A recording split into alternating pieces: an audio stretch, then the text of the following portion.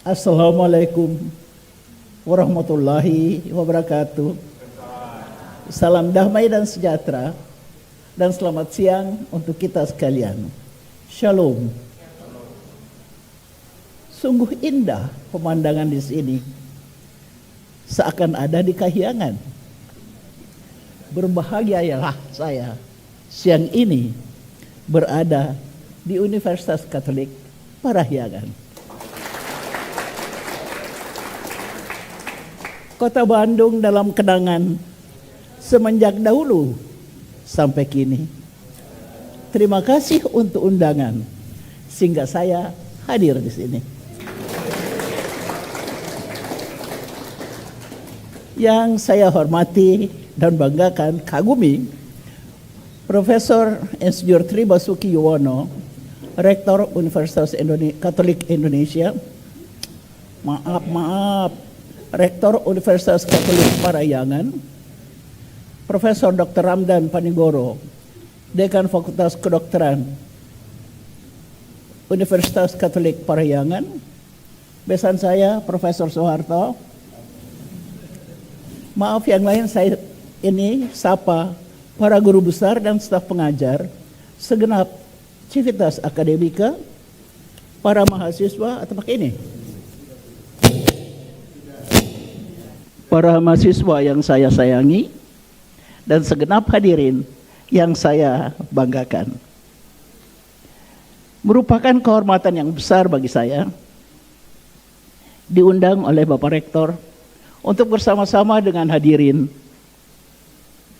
menyambut peluncuran Fakultas Kedokteran Universitas Katolik Parahyangan. Dengan penuh sukacita dan syukur kepada Tuhan Yang Maha Rahim, ucapan selamat ini diiringi dengan doa dan harapan agar Fakultas Kedokteran Universitas Katolik Parahyangan selalu sukses menghasilkan tenaga-tenaga dokter unggul yang mau dan mampu melayani masyarakat dan memberikan pelayanan kesehatan yang terbaik dengan nilai dasar cinta kasih, keberagaman, dan keutuhan manusiawi, serta tangguh dalam menghadapi tantangan masalah kesehatan di Indonesia. Ibu Bapak hadirin yang saya hormati, masa depan kita ditandai berbagai perubahan yang langsung atau tidak langsung mempengaruhi kesehatan rakyat Indonesia. Perubahan-perubahan ini terjadi baik dalam masyarakat sendiri maupun dalam pola dan layanan kesehatan di seluruh Indonesia. Keduanya bisa jadi tantangan dan peluang bagi pendidikan dokter dan tenaga kesehatan pada umumnya. Sesuai permintaan Pak Dekan, adik saya bagi kuliah umum ini dalam dua bagian yang saling terkait, yaitu tantangan masa depan kesehatan Indonesia dan peluang bagi program studi kedokteran Universitas Katolik Parahyangan. Perubahan dalam pola hidup dan situasi masyarakat Indonesia yang akan dilayani, dampak positif pembangunan nasional, pendidikan, kesehatan, ekonomi, dan iptek, maka masyarakat Indonesia pada umumnya lebih sehat, kualitas hidup lebih baik, harapan hidup diperkirakan akan mencapai sekitar 80 tahun atau lebih. Ini lucu karena sebagai perbandingan, saya lahir di Sulawesi Selatan 85 tahun yang lalu. Waktu itu harapan hidup perempuan Indonesia adalah berapa coba? 36 tahun. Jadi seharusnya saya sudah meninggal 50 tahun yang lalu. Bayangin kalau itu dipakai sebagai tolak ukur.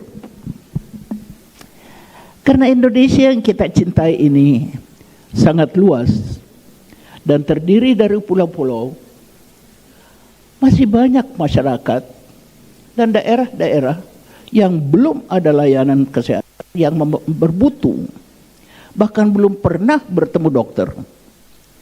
Di lain pihak banyak daerah perkotaan yang penuh dengan dokter yang unemployed. Mungkin termasuk Bandung ya, nggak tahu. Sulit dapat pekerjaan yang memadai, sehingga akhirnya terpaksa memilih untuk tidak bekerja sebagai dokter. Saya harap dokter lulusan Fakultas Kedokteran Universitas Parahyangan lebih idealistis dan cinta tanah air. Dan ada yang dengan senang hati melayani saudara-saudaranya di daerah terpencil yang miskin sumber daya dan daerah kepulauan terluar yang belum tersentuh kemajuan pembangunan. Dan saya selalu pesankan pada calon mahasiswa Fakultas Kedokteran, pilih dokter. Itu harus betul karena itu you punya cita-cita. That's your dream. That's your passion. Jangan disuruh kerja keras sedikit, bilang dibully. Ya. No. Jangan jadi masuk fakultas, jangan jadi dokter hanya karena orang tua mau atau karena bisa. Please. Kita pada saat ini membutuhkan tenaga dokter atau orang-orang yang memang mau jadi dokter, ya, punya passion jadi dokter. Boleh sebagai dokter layanan primer, boleh di rumah sakit, boleh sebagai peneliti, boleh sebagai dosen, but that's your dream, that's your passion. Sebagian masyarakat sudah mulai berpola dan berperilaku hidup sehat, tahu dan mau tetap sehat seumur hidup sampai lanjut usia. Namun, sebagian besar masyarakat masih perlu dibantu, digerakkan, dan dimampukan agar berpola hidup dan berperilaku hidup sehat. Banyak yang menyangka bahwa kualitas hidup yang rendah hanya di wilayah Indonesia bagian timur. Enggak tuh. Salah satu penelitian saya menunjukkan bahwa harapan hidup yang rendah dengan kematian ibu dan balita yang lebih tinggi ditemukan di daerah Kabupaten Pemekaran Baru. Jadi saya makin sedih lihat ini terus menerus terjadi pemekaran. Tidak ada perhatian kepada untuk kesehatan dan pendidikan masyarakatnya.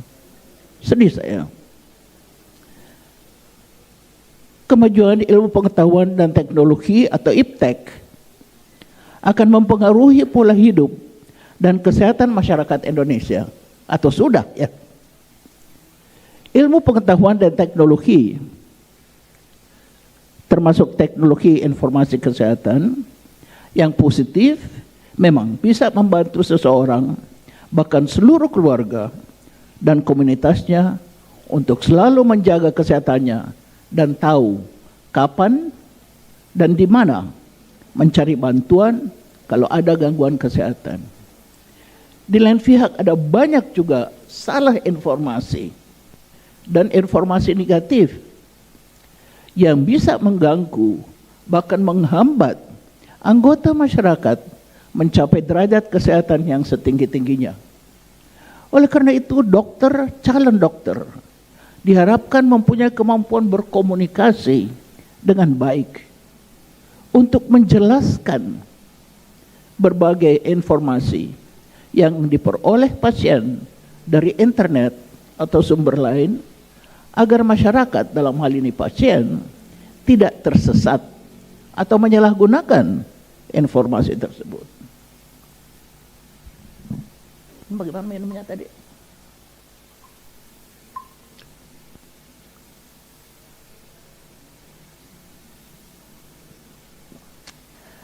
perubahan dalam pola kesehatan dan tantangan masalah kesehatan di masa depan. Indonesia mengalami beban penyakit yang disebut triple burden of disease. Beban penyakit yang pertama merupakan unfinished business dari masa sebelumnya, yaitu masa sekarang. Penyakit menular seperti TBC masih banyak, dan jangan mau itu bilang vaksin orang Indonesia mau dijadikan kelinci percobaan, omong kosong semua itu. Saya heran. Oke, tapi saya lanjut. Beban penyakit yang pertama merupakan unfinished business dari masa sebelumnya, yaitu penyakit menular seperti TBC, demam berdarah, malaria, HIV/AIDS, dan lain-lain. Kurang gizi, termasuk stunting, juga masih banyak, serta kesehatan ibu dan anak juga masih memerlukan perhatian. Di lain pihak, meningkatnya harapan hidup berarti jumlah lanjut usia yang berusia 60 tahun atau lebih juga makin bertambah. Tampak dari data BPS, Biro Pusat Statistik, seperti berikut. Kalau tahun ini 2030 diperkirakan ada 41 juta orang Indonesia di atas 60 tahun. Pada tahun 2030, waktu lulusan pertama Fakultas Kedokteran ini, sudah berjumlah 66 juta atau 20% penduduk. Jadi satu dari antara 5 orang, termasuk bayi baru lahir, itu lanjut usia. Tetapi pada tahun 2100, dan saya kira orang muda-muda ini masih hidup sampai waktu itu. Bahkan mungkin masih ada dokter yang tamatan Fakultas Kedokteran Unpar yang akan praktek waktu itu. Saya aja masih berapa? Saya lulus 60 tahun lalu. Oke. Jadi tahun 2100 jumlah lanjut usia berusia 120 juta orang atau 41% dari seluruh penduduk Indonesia. Penyakit-penyakit lanjut usia kalau tidak dicegah tidak hanya menjadi beban bagi dirinya atau keluarganya, tetapi juga merupakan tantangan layanan kesehatan yang sudah mulai dirasakan sekarang dan akan makin bertambah di masa depan.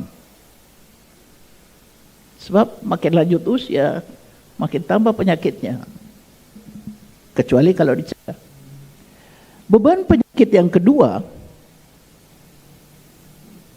adalah penyakit-penyakit tidak menular. Seperti diabetes, kanker, stroke, penyakit jantung, gangguan jiwa, ginjal, dan lain-lain. Yang pengobatannya sangat mahal, lama, dan sering menyebabkan disabilitas.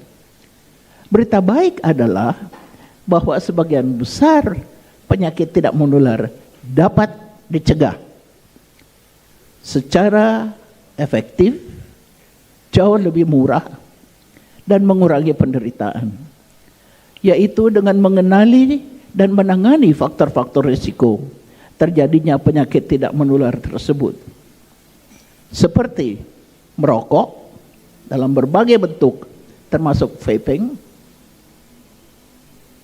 2 minggu lalu keponakan saya berusia baru 45 tahun meninggal karena kanker paru-paru akibat merokok mulai dari usia 13 tahun. Jadi merokok dalam berbagai bentuk termasuk vaping dan passive smoking, juga penggunaan narkotika, miras, dan zat adiktif lain yang berlebihan atau nafsa ya. Pola makan yang tidak sehat, obesitas, gaya hidup yang sedentary atau istilah sekarang mager, malas gerak, yaitu banyak duduk, kurang aktivitas fisik, termasuk olahraga. Jadi jangan tunggu sampai umur 85 tahun ya. Ya itu biar mau juga nggak bisa olahraga lagi. Pola hidup yang stressful, yang menyebabkan masalah kesehatan jiwa, hipertensi, dan lain-lain. Beban penyakit yang ketiga dari triple burden adalah penyakit-penyakit yang berpotensi wabah, epidemi, bahkan pandemi, yang akan terus menjadi tantangan dan membutuhkan kewaspadaan serta tindakan pencegahan yang tepat dan efisien. Pengerusakan lingkungan dan pemanasan global, perubahan gaya hidup, penggunaan pestisida, serta antibiotika secara berlebihan dan tidak rasional, kemajuan transportasi dan pergerakan dunia tanpa batas, semua itu bisa menyebabkan antara lain berkurangnya sumber daya penunjang, gangguan keamanan pangan, resistensi terhadap antibiotik, dan berkembangnya berbagai penyakit emerging and re-emerging diseases seperti Zika, Chikungunya, SARS, dan lain-lain yang berpotensi epidemi bahkan pandemi. Ibu bapak dan hadirin yang saya hormati,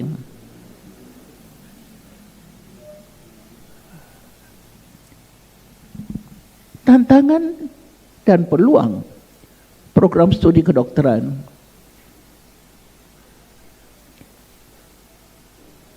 dalam hal ini Fakultas Kedokteran Universitas Katolik Parahyangan ya.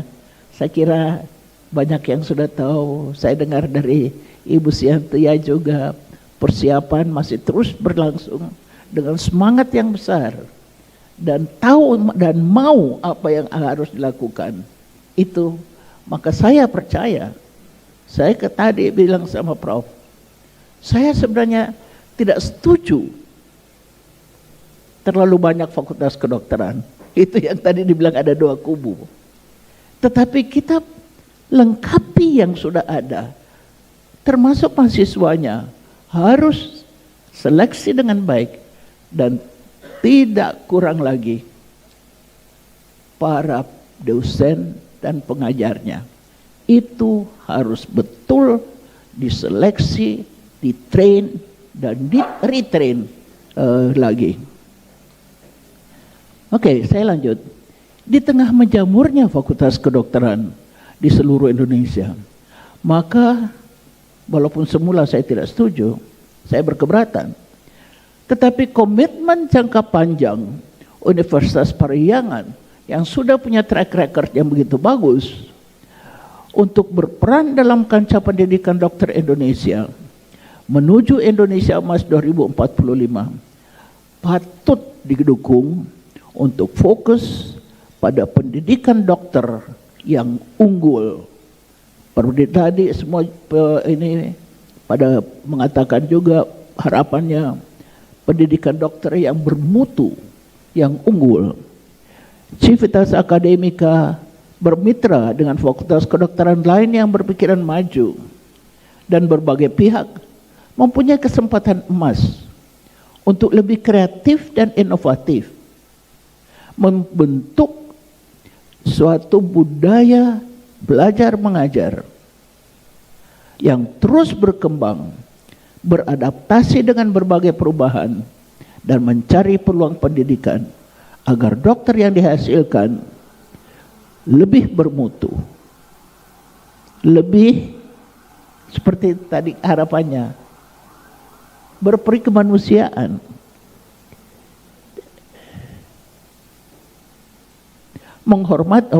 Lebih bermutu, menghormati keberagaman dan keutuhan manusiawi dibanding dengan lulusan fakultas kedokteran lain, sebagaimana nilai-nilai Fakultas Kedokteran Universitas Katolik Parahyangan. Untuk itu perlu dicermati berbagai tantangan yang dihadapi bayi baru lahir Fakultas Kedokteran Unpar dan pendidikan kedokteran pada umumnya.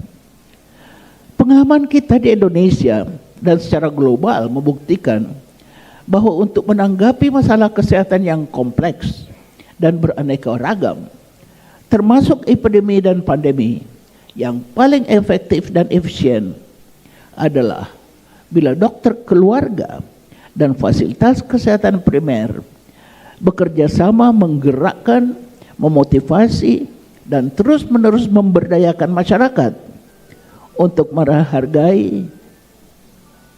Dan ada alarm di mana? Dan bertanggung jawab kesehatannya dan kesehatan keluarganya. Masyarakat bersama dokter keluarga dan layanan kesehatan primer. Jangan-jangan saya. Betul. Sorry. Betul. Mea culpa, mea culpa, mea culpa. Yang bener aja loh.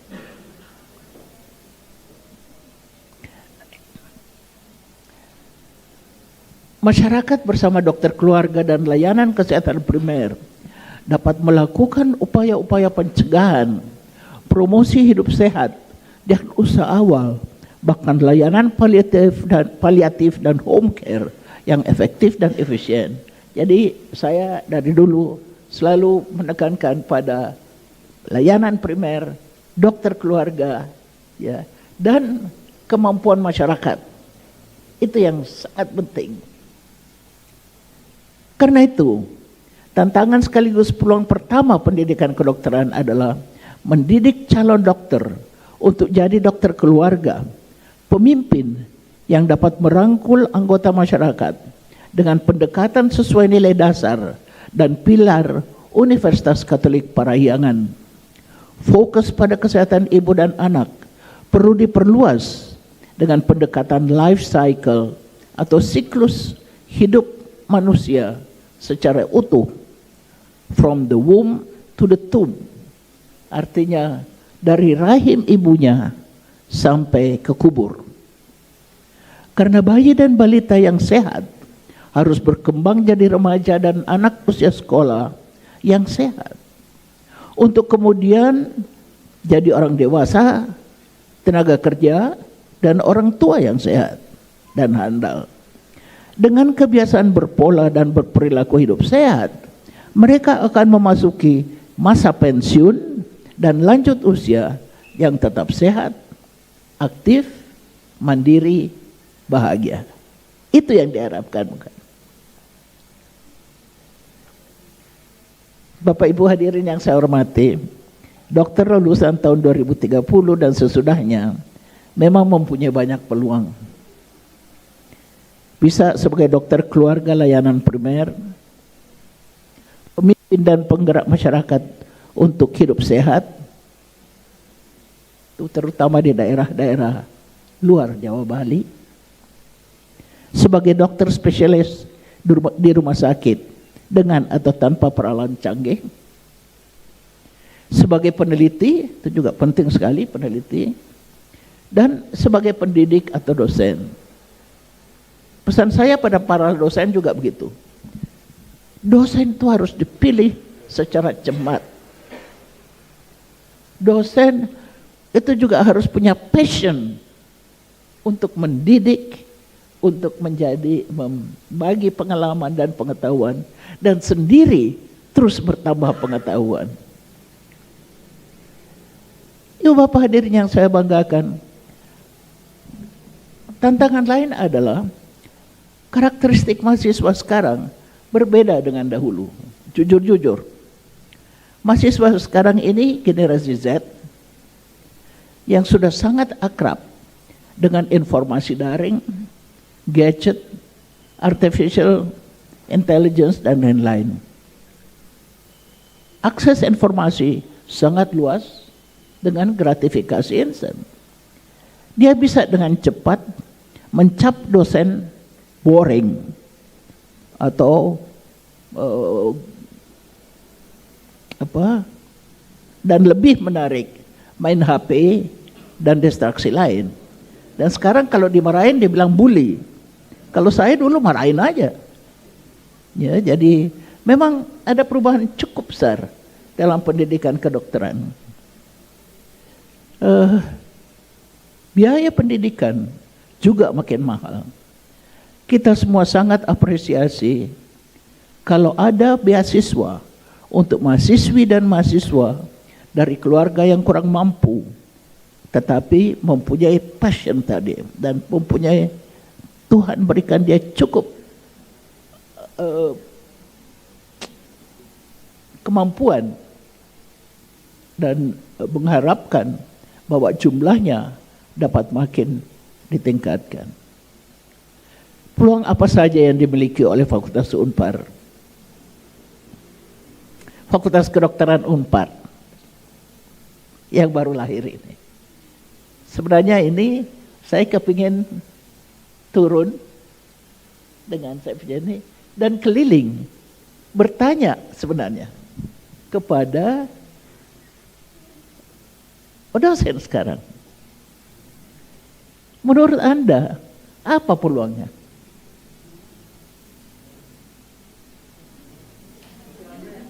Ayo. Mahasiswa jangan ketawa, saya tanyain kamu nanti.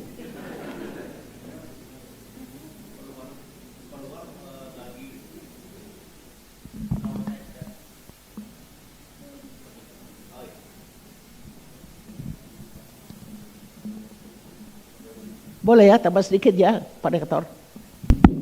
Permisi, kalau saya tidak salah mengerti pernyataan dari Ibu, apa peluang bagi dokter di masa sekarang?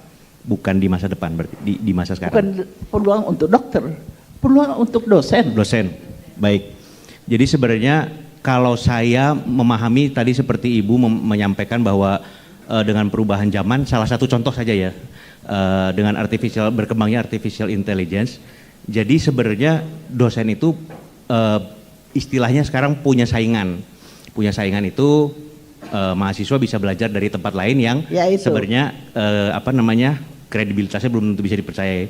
Tapi bagaimana dosen ini bukan lagi menjadi hanya sumber informasi bagi mahasiswanya, tetapi bagaimana mahasiswa ini dosen ini menjadi istilahnya apa ya?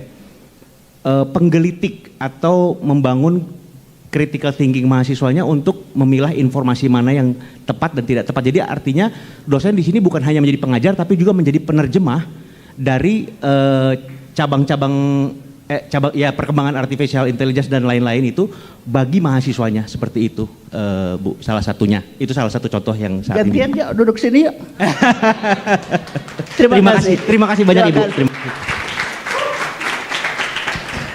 Mahasiswa atau mahasiswi, di mana dia?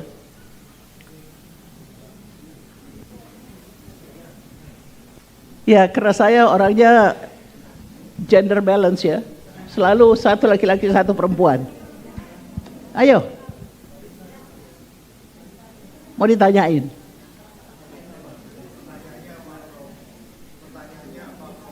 Oh, pertanyaannya apa? Betul. My bad. Pertanyaannya adalah, kenapa you masuk Fakultas Kedokteran dan memilih, barangkali tidak baik ya, memilih Fakultas Kedokteran Universitas Parahyangan, padahal saingannya begitu banyak. Di Bandung aja ada berapa Fakultas Kedokteran? Banyak ya? Tuh, Dr. Yudi bilang banyak. Ya, baik, sebelumnya terima kasih kepada Ibu yang telah mempersilahkan saya untuk menjawab. Izin memperkenalkan diri, nama saya Tarisa Adlin, saya perwakilan dari mahasiswa kedokteran Unpar. Jadi kenapa saya ingin masuk Fakultas Kedokteran Unpar, padahal masih banyak di luar sana gitu ya Bu ya. Mungkin menurut saya pandangan pertama saya ke Unpar itu udah terkenal dengan lulusan-lulusannya yang sangat bagus. Dan ketika saya melihat diwawancara oleh dosen-dosennya pada welcome banget dan pada berpendidikan sangat luas gitu. Nah, jadi ketika saya memutuskan untuk di Fakultas Kedokteran Unpar, Saya yakin bahwa Fakultas Kedokteran Unpar meskipun baru tapi bisa membawa kita menjadi dokter yang sangat bagus di masa depan. Dan saya telah alami juga selama saya sudah 2 semester ini, ternyata pendidikan dari dosen-dosen dan dokter-dokter sangatlah bagus karena karena dari dosen-dosennya sendiri banyak lulusan-lulusan dari perbedaan, tetapi ngebikin mahasiswa tuh amazed terhadap pengetahuan dokter-dokter, karena dokter-dokter di sini tuh benar-benar pengetahuannya sangat luas banget dan benar-benar bisa mendidik kita untuk menjadi dosen menjadi dokter di masa depan yang baik gitu. Terima kasih. Good, great. Sekarang mahasiswa laki-laki, tapi pertanyaannya beda. Ya, bagaimana? Laki-laki, saya mau laki-laki. Saya orang yang selalu seimbang, gender seimbang. Ya, oke. Pertanyaannya adalah, Pertanyaan. bagaimana? Siapa namamu? Saya Yuza, Bu. Yusar. Yusa. Iya. Bagaimana Yusak melihat yang saya katakan tadi, bahwa generasi Z ini sebagai mahasiswa lebih pilih main gadget, main HP dari dosen yang dia anggap boring. Bagaimana kau tanggapi? Mungkin saya rasa gak boring amat sih, Bu. Oh, jadi kan karena main gadget itu pasti semua orang beda-beda gitu. Ada orang yang suka main gadget, ada juga orang yang suka main buku, berbaca buku gitu. Nah, kalau untuk saya sendiri, saya kurang suka main gadget gitu. Apa? Dan kurang suka main gadget saya. Ya, seperti itu. Tapi mungkin yang harus ditingkatkan itu rasa ingin tahu gitu, Bu. Seperti itu. Oh, nggak nangkep pertanyaan. Mesti dikasih tahu oleh perempuan. Gitu. Duduk. Kenapa mahasiswa suka main gadget ya? Mungkin apa?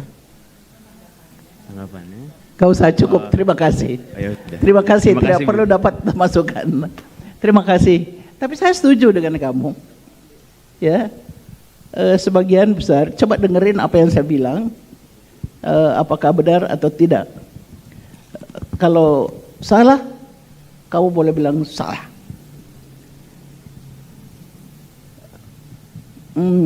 Menurut pendapat saya, justru karena baru dibentuk, saya lihat juga tenaga pengajarnya sebagian besar masih muda-muda, maka Fakultas Kedokteran Unpar berpeluang mencari dan menggunakan pendekatan-pendekatan baru yang lebih tepat dan efektif untuk membekali mahasiswa yang menghadapi tantangan kesehatan di masa depan. Dan kalau tadi didengar pesan-pesannya juga harapan untuk lebih banyak keluar di sana, di mana kita punya sesama manusia yang belum pernah ketemu dokter. Baik pendidikan di kelas maupun di rumah sakit pendidikan diharapkan bisa membangun budaya belajar mengajar yang lebih interaktif, menstimulasi rasa ingin tahu, cocok saya dengan Yusan, harga diri, tetapi juga bisa menstimulasi harga diri dan kepercayaan diri calon dokter, dan menggantikan metode klasikal yang satu arah dan cenderung dianggap tidak menarik oleh mahasiswa. Walaupun saya tahu kurikulumnya itu banyak, but be creative. Dan terus terang mahasiswa Gen Z sekarang, saya lihat karena cucu saya juga di Fakultas Kedokteran, cucu-cucu malah 3 cucu saya, 2 sudah tamat, 3 sudah tamat. Itu mereka sangat kreatif. Jadi dosennya dengan bersama mahasiswanya bisa mengembangkan budaya belajar mengajar yang interaktif itu. Ya, jadi saya sangat optimistis melihat itu. Tetapi juga para dosen yang masih muda, saya harap ingat pengalaman sebagai mahasiswa-mahasiswi kedokteran dulu, dan berjanji pada dirinya tidak pernah akan mencontoh profesor yang membosankan. Please.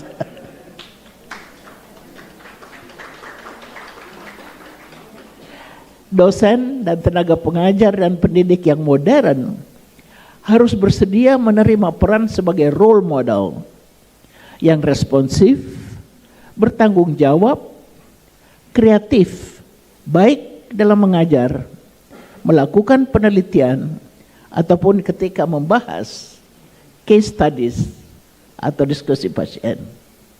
Ya, di situ kita harus.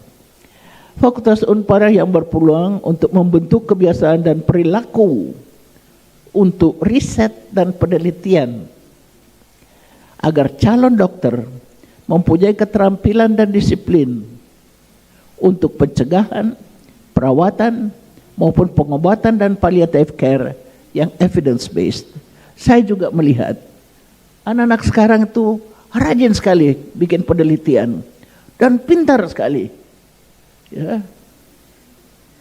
Tetapi tentu dosen bisa membimbing, bisa mengarahkan, akan tetapi percayalah, mahasiswa juga bisa sangat pintar. Perkembangan ilmu pengetahuan dan teknologi yang sangat cepat merupakan tantangan sekaligus peluang untuk pendidikan kedokteran. Teknologi informasi dan peralatan elektronis di rumah sakit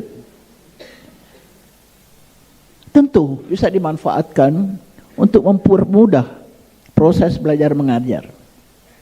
Tetapi juga memungkinkan calon dokter untuk menggunakannya secara berlebihan, sehingga dia tidak lagi menggunakan nalar dan cara berpikir sendiri, tetapi hanya menjiplak dari internet dan bukan sumber ilmiah yang dapat dipertanggungjawabkan.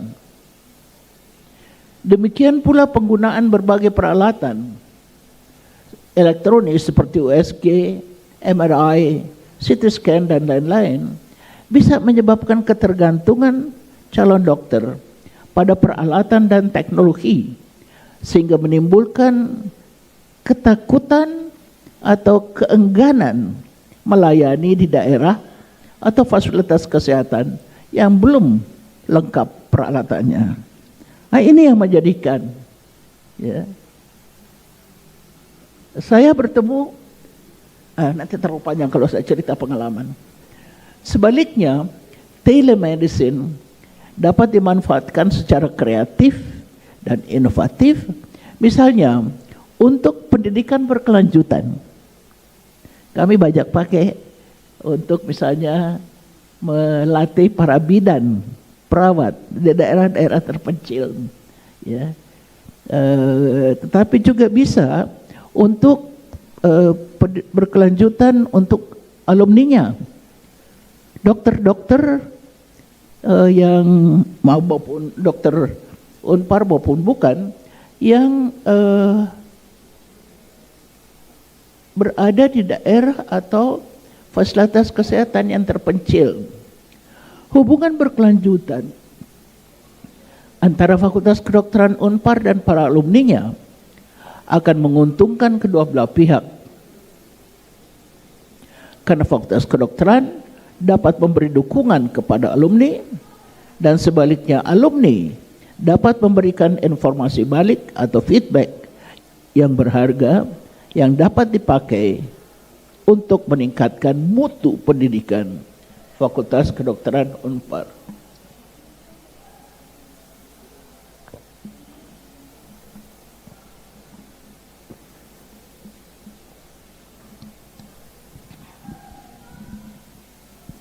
Ibu bapak dan hadirin yang saya hormati,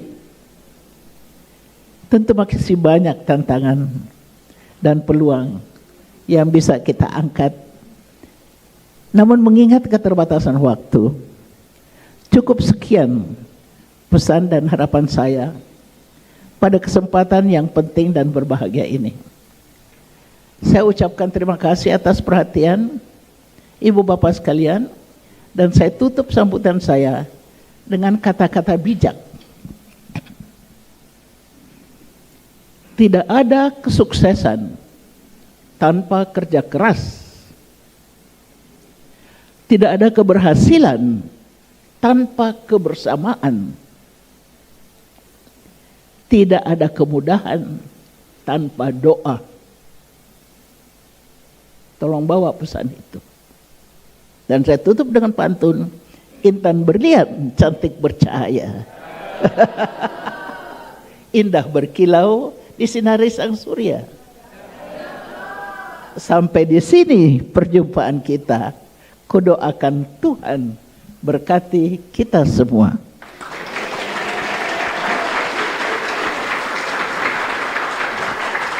Iya, terima kasih kepada Dr. Terima Nafsia kasih. Mboy.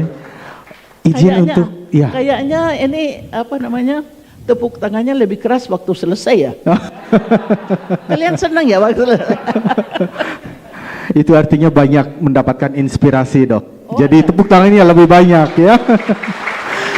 Baik, izin mohon di tempat, kita akan memberikan apresiasi sebagai ucapan terima kasih dari Fakultas Kedokteran Unpar kepada Dr. Nafsia Mboy yang sudah memberikan sesi inspiratifnya di sore hari ini. Kami undang Dekan Fakultas Kedokteran, Prof. Ramdan, untuk memberikan cindera matanya.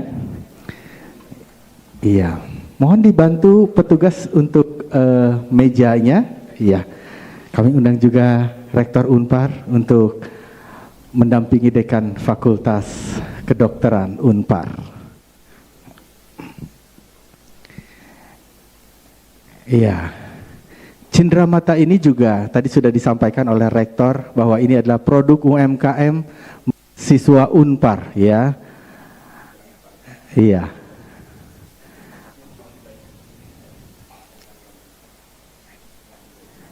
Iya, boleh diberikan tepuk tangan Bapak Ibu.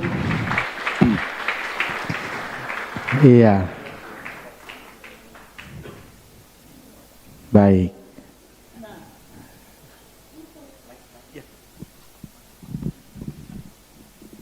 Nah itu, kalau misalnya ada dokter yang mau pergi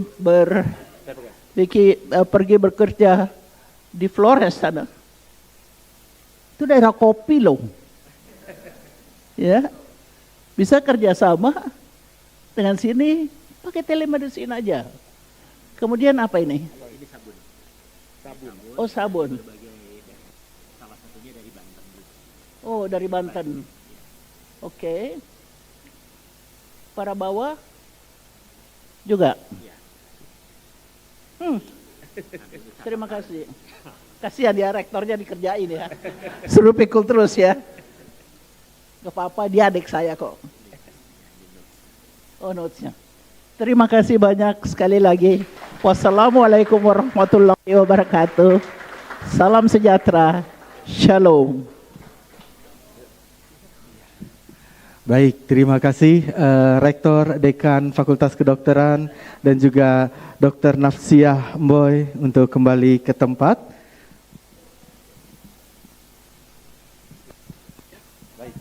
Baik, kami persilahkan untuk kembali ke tempat. Boleh kita berikan tepuk tangan sekali lagi